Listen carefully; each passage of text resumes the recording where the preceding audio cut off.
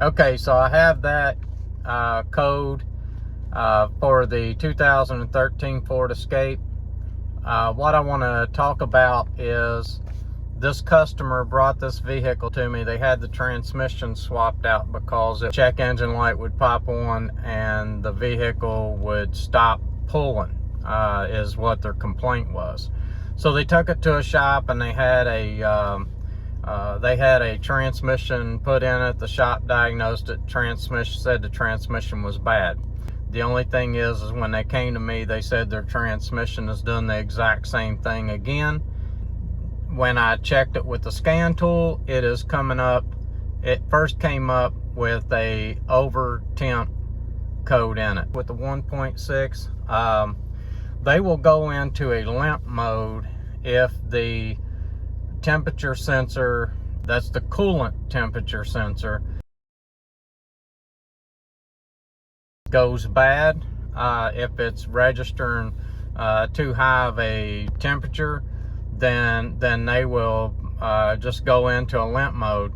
Sometimes they can get low on coolant because they're known for head gasket problems, and what it'll do is it'll kick out that temperature sensor code and they'll go into a limp mode. When they go into limp mode, they will not even want to pull out of the tracks. They just struggle to even get out of the road. So that's a scary situation to be in. That's what this car keeps putting them in, is that situation where they can't get out of the road. And I'm going to change the temperature sensor and see if it fixes the problem. This video will not be on YouTube, on my channel, if it doesn't fix the problem. So I'm going to give them a month or two to drive this thing once I get done, and let them call me back and tell me that the problem was solved through that temperature sensor. So let's change that temperature sensor out and see what happens. I haven't been able to get the coolant temperature sensor code to come back up, but that code was in there too whenever she brought the car.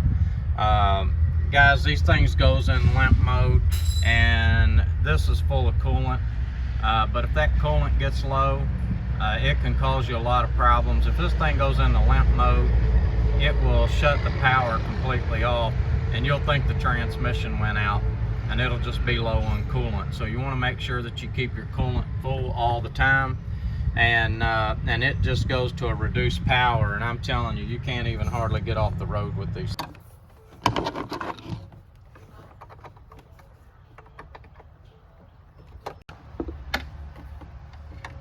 Alright guys, it's a little dark under his hood. I'm going to go in here and get this under hood light and hook it up, see if we can get a little more light on this.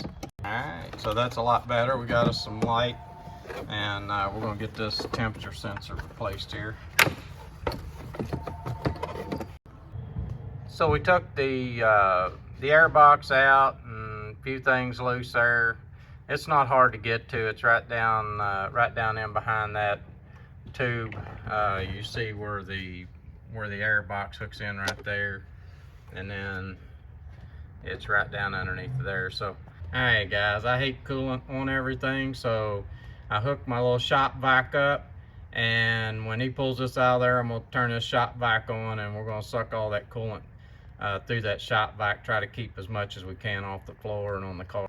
Alright, we're going to pull the pin out of it here, and I've got to turn this shop vac on. We're going to try to catch all we can of that coolant, so bear with us. That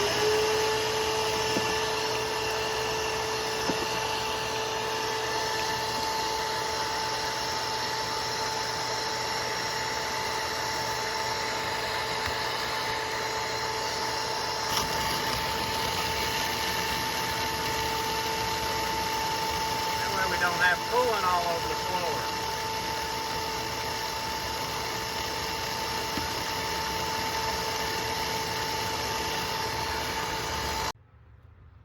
Alright guys, we got it back together. Just make sure that you put your clip back in to hold your temperature sensor. Plug it in and be ready to go.